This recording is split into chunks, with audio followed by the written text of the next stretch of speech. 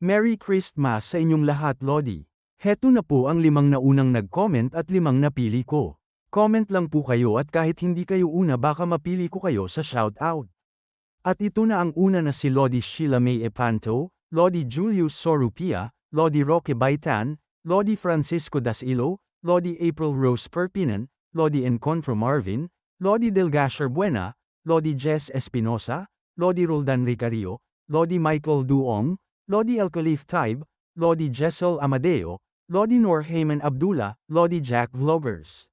Maraming salamat po sa inyong lahat at kung bago ka pa lang dito, baka naman. Ika-63 kabanata, sa pagpapatuloy. Makikita ang mga gusaling ito. Sa loob nito makikita ang isang lalaki na tila problemado na sinasabi sa kwento niya na isang pagsisiyasat. Ito ay isang pagsisiyasat. Dagdag pa nito habang ang kamao ay nasa kanyang noo na sapat ng nakakagulat na ang pinagkakatiwalaang Twin Palaces sect ay natalo at bumalik, ngunit nakakabahala rin na ang Nine Palaces Divine Guardian ay hindi nagsasalita. Tumayo si Elder Jean na sinasabi pa na gayunpaman. Hindi ako pwedeng magpadala ng higit sa ilang grupo para lang huliin ang mga walang kwentang individual na yon. Pero, hindi ko lang ito pwedeng iwan ng ganoon. Napalagay ng kamay sa likod ng ulo habang naglalakad na sinasabi pa ni Elder Jean sa kanyang sarili na aray ko.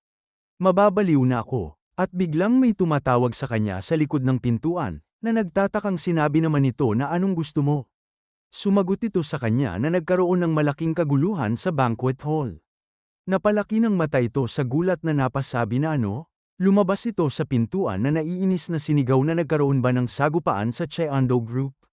Sinabi sa kanya ng mga sundalo na hindi sila yon. Sinabi sa kanila ni Elder Jean na, mabuti naman, nakahinga ako ng maluwag.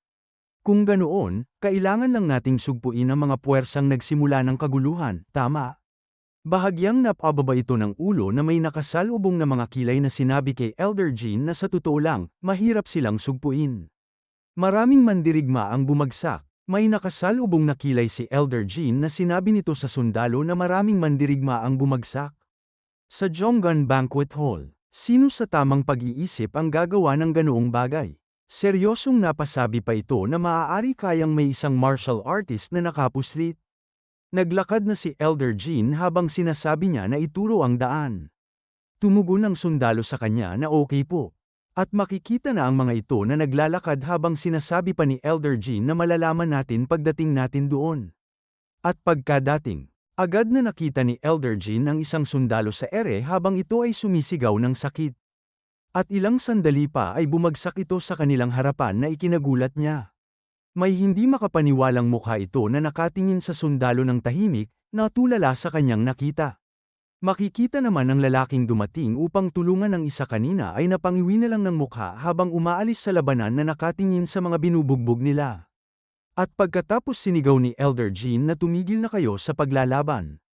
Nagtatakang napatingin naman silang lahat dito. Ngunit si Jockwall ay hinampas pa ang isang ito sa ulo na agad na napasigaw ng sakit.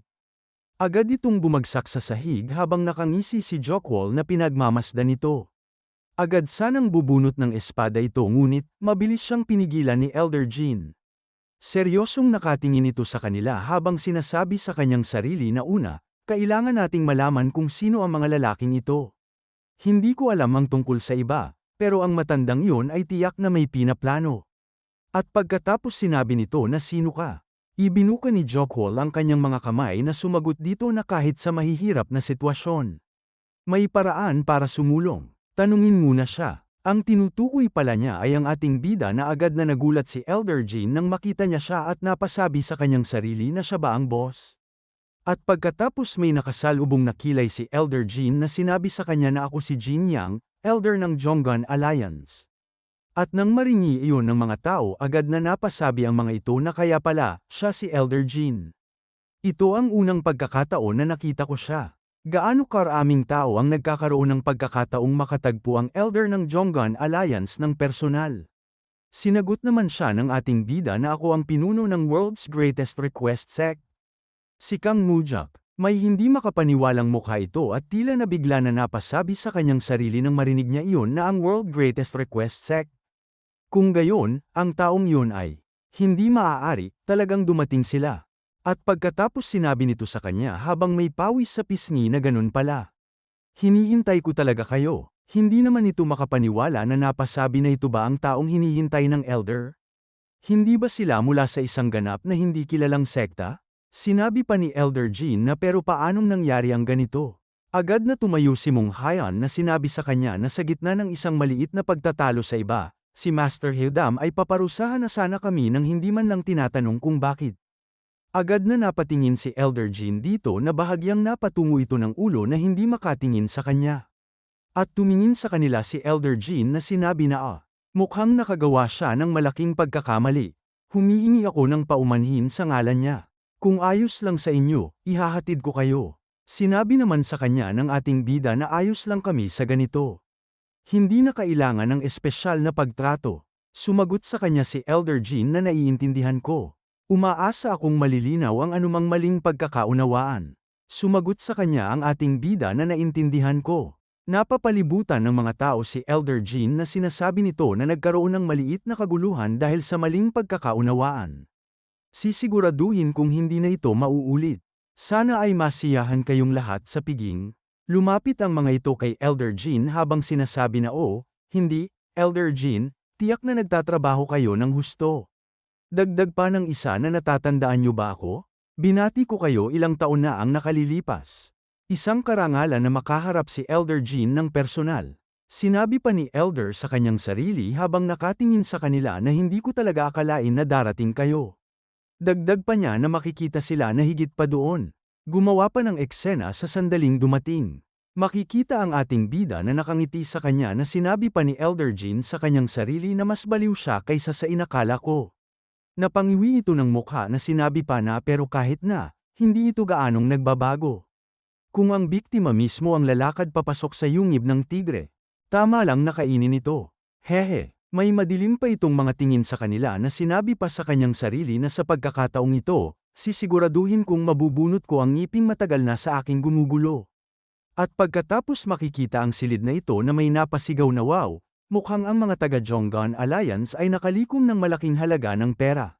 Sinabi pa ni Jokwool na, sulit ang pag-uunat kanina. Ang isiping bibigyan nila ng kwartong tulad nito, ang isang maliit na sekta na gaya ng sa atin.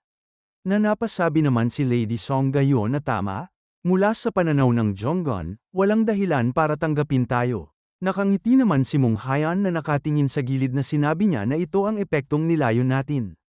Na nakatingin naman sa kanya ang ating bida na sinabi na talaga. Umupo sila na sinabi pa ni Mong Hyan na iniisip kong hilingin kay Elder Jean bukas na ayusin ang isang personal na pakikipagtagpo sa Lord. Habang papaupo ang ating bida sumagot siya na sa tingin mo ba ay papayag siya? Umupo din si Mong Hyan na nakatingin sa kanya na sinabi na malamang ay hindi siya papayag. Siyempre, sinabi sa kanya ang ating bida na tatanungin mo siya kahit alam mong hindi niya gagawin? Sumagot sa kanya si Mong Hyan na oo. Anuman, may iba pang tao na mag-aayos ng pakikipagtagpo sa Lord.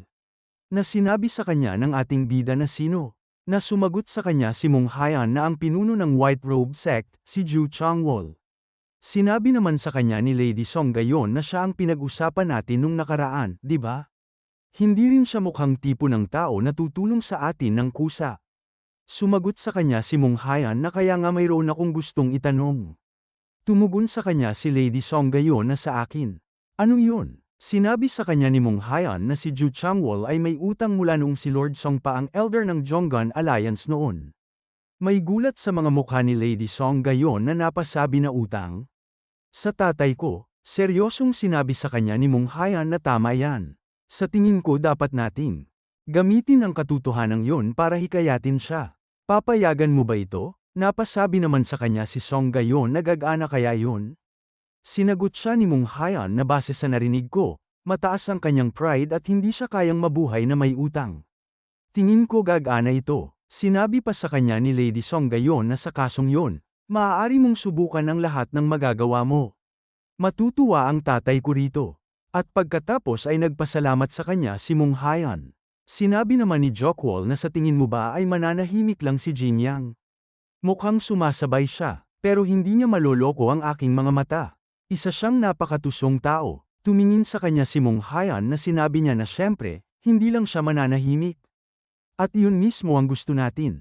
Nagulat si Jokwol na napasabi na ha. Anong ibig mong sabihin doon? Nakangisi si Mung Hyan na sinabi niya na sina Jin Yang at Ju Changwol ang magiging susi sa pagbubukas ng ating daan.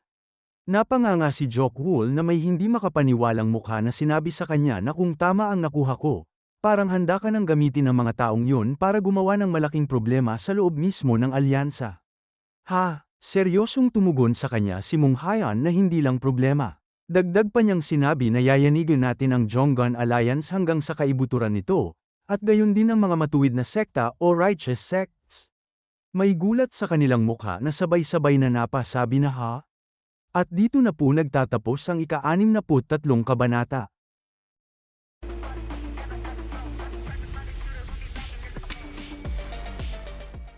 Ika-63 kabanata.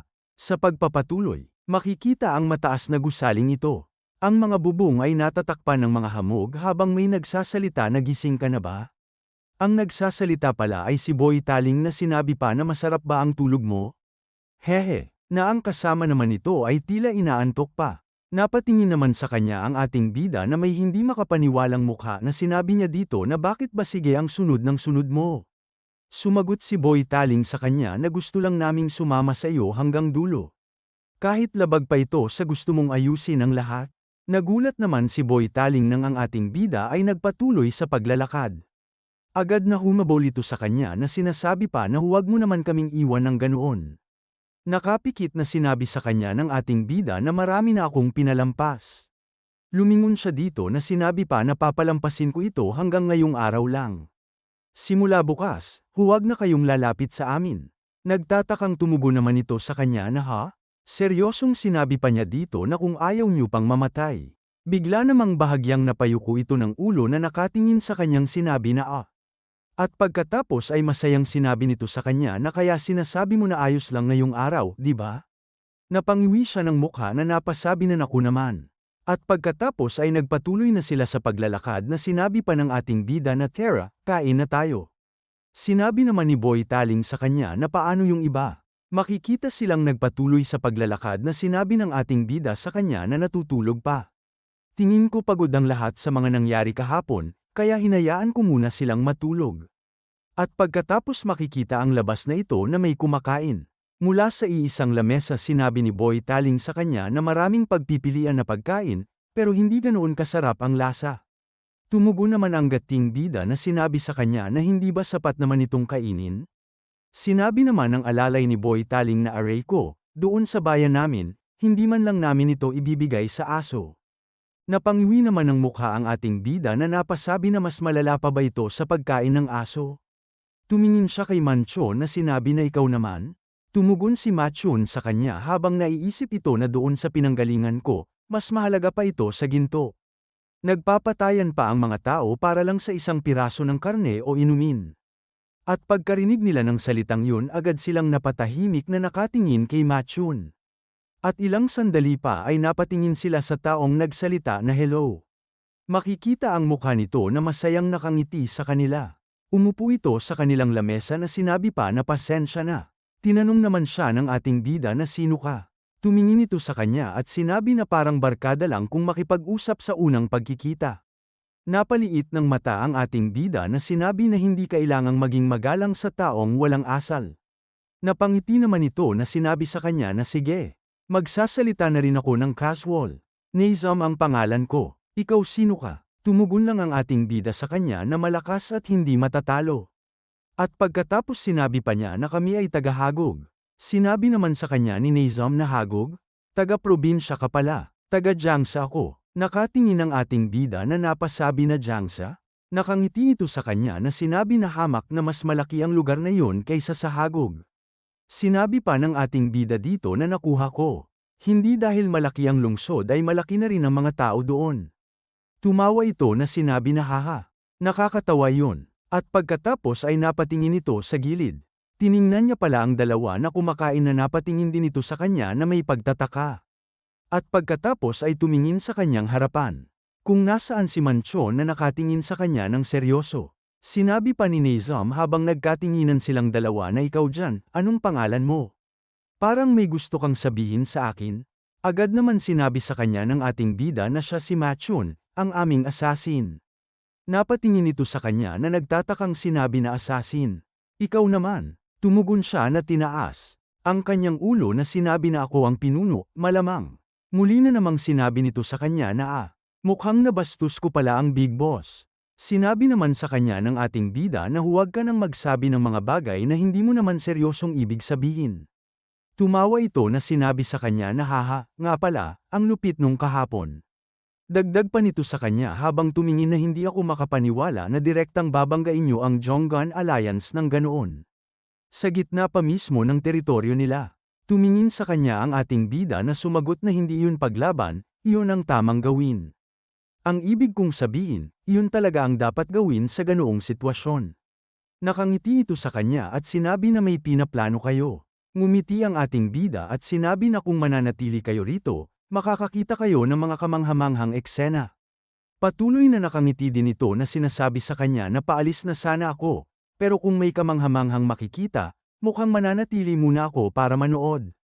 Bigla namang sabay-sabay silang napatingin sa isang lugar. Ang mga tao ay lumapit sa dumating habang nakayukong sinabi ng mga ito na Taechung Great Hero, nandito na kayo.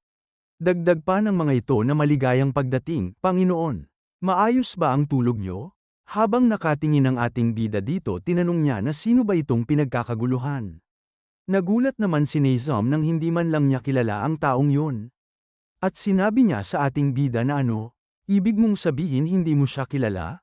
Makikita ang elder na ito na sinabi pa sa kanya ni Nezam na ang taong yun ay si Taechung Great Hero. Pinuno ng Cheondo Group. Nakatingin siya dito na sinabi na mula sa Cheondo Group. Siya ang pinuno. Makikita na may hindi makapaniwalang mukha ito na sinabi sa kanya na wow, mukhang wala ka talagang alam. Hindi mo ba alam na ang Cheondo Group, na isa sa mga haligi ng Jonggan Alliance, ay isa sa mga matutuwid na sekta o righteous sects? Natumugon ang ating bida sa kanya na iyon lang ang alam ko. Sinabi pa nito sa kanya. Habang makikita ito na sapat nang malaman mo na kahanga-hanga sila. Tignan mo yan, kumukuha sila ng pabor sa kanya. Nagkakandara pa ang mga tao dahil ang pagkakaroon ng koneksyon sa Cheondo Group ay nagbibigay ng malaking kapangyarihan. Sinabi naman ng ating bida na kung alam mo pala yon, bakit hindi ka sumasali sa kanila? Napangiti ito sa kanya at sinabi na hindi ko kailangan, pero pumunta ka kung gusto mo. Seryosong sinabi naman sa kanya ng ating bida na bakit ako? Ako ang pinuno, hindi ko kailangan. Bahagyang napataas ng ulo ito sa kanya na nakangiting sinabi na may punto ka. At ilang sandali pa ay dumating na sila na sinabi ni Jokwool na Master, maayos ba ang tulog niyo? Tumayo na si Nezam habang sinabi na aalis na siguro ako ngayon. Naging masaya ang oras na ito. Tumugon naman ang gating bida sa kanya na oo naman. Nakatingin sila dito habang sinabi naman ni Lady Song gayon na sino yon. Tumugon sa kanya ang ating bida na hindi ko rin kilala. Sinabi pa sa kanya ni Lady Song gayon na hindi mo alam. Mukhang medyo casual siyang makipag-usap Tumugon ang ating bida sa kanya na maliit na usapan lang yun. Ngayon ko lang siya nakatagpo. Napatingin siya kay Mong Hayan na sinabi niya na kilala mo ba ang pangalang Nezam? Sumagot si Mong Hayan na Nezam? Hindi mo ba alam ang palayaw niya? Tumugon ang ating bida sa kanya na hindi. Sinabi sa kanya ni Mong Hayan na hindi ko pa narinig yon. Tinanong pa ng ating bida ito na naintindihan ko. Paano si Taechung? Sumagot sa kanya si Mong Hayan na ang tinutukoy mo ba ay si Taechung, ang pinuno ng Cheondo Group? Dagdag pang tinanong ng ating bida na sikat ba siya? Sinagot siya ni Mong Hayan na syempre. Makikita ang mga ito na sinabi sa kanya ni Mong Hayan na ang Cheondo Group ay may 5 master sa ilalim ng pamumuno ng 3 head. Hindi tulad ng Jonggan Alliance, ang 8 ito ay may ganap na kontrol sa grupo. Tumingin sila sa gilid na sinabi ng ating bida na nakikita ko na.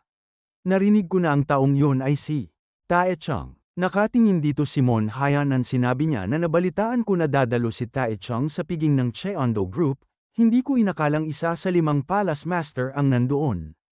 Sinabi naman ni Jokwool na nga pala, sino itong si Nezam? Napatingin sa kanya ang ating bida na sinabi na siya yung lalaki kanina. Sinabi pa ni Jokwool na naintindihan ko. Mukhang alam niya ang ginagawa niya. Sinabi naman ng ating bida na Machun, may alam ka ba tungkol sa kanya? Sumagot ito sa kanya na isa siyang master. Tinanong naman ni Mong Hayan na Master, gaano ba siya kagaling? Seryosong sinabi niya na kahit man lang sa level ko, o baka mas magaling pa. Bigla namang napatahimik sila nang marinig yun buhat sa kanya. Napangisi si Jokwol na sinabi niya na kung ganoon, mas mahina siya sa akin. Agad na tinamaan ito sa ulo gawa ng ating bida na makikita ang bukol nito. At pagkatapos ay tumingin kay Mong Hayan na sinabi niya na mang-alap ka ng impormasyon tungkol sa kanya. Yumukong sinabi ni Mong Hayan na opo, at makikita na naiisip ito ng ating bida na may seryosong mga tingin. At dito na po nagtatapos ang ika-64 na kabanata.